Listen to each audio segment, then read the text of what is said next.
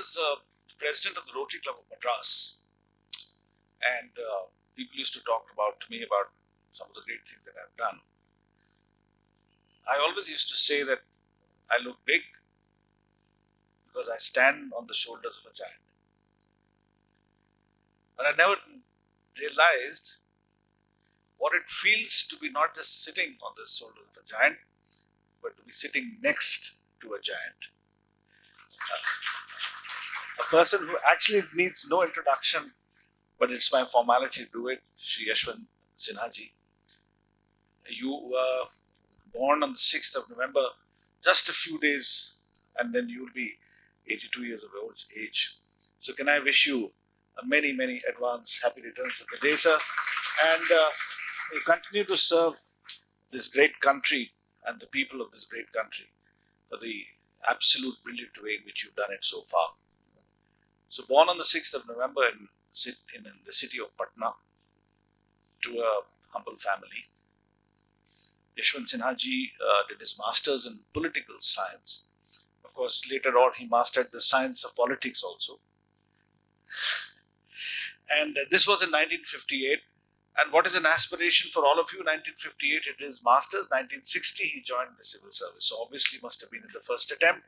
And I think which all of you want to do, so give a big hand. 1960. So he's a role model. I mean, he's a role model, the right person at the right time to come and talk to all of you.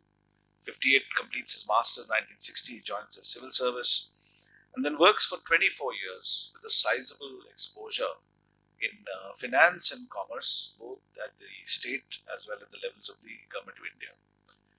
He also had the rare distinction that even as an IAS officer, he had the chance to be able to go and work in various consular offices, which is as the first secretary commercial in Embassy Bonn, Germany, and then at the Consul General of India in Frankfurt, and did immense work to promote relationships between the governments of India and France, and for which, I'm sure he deserves another big hand. He got the highest civilian honor. The highest civilian honor that can be given to an individual was bestowed on Shri Yashwant Sinha. So much so for his career in the service. In terms of his career in politics, he, as all of you know, took and stepped out of the government, the IAS in 2014, and joined the politics as a member of the Janata Party. Then he was appointed All India General Secretary of this party in 1986 and was elected a member of the Rajya Sabha in 1988.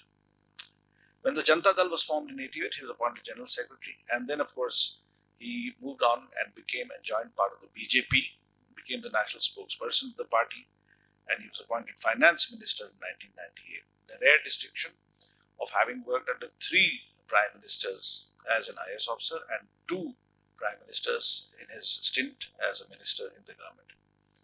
His greatest exposure has been in the Ministry of Finance, External Affairs, and all of you are very eager. So I'm not talking too much about what he did because a lot of it will come out in the question-answer session, sir.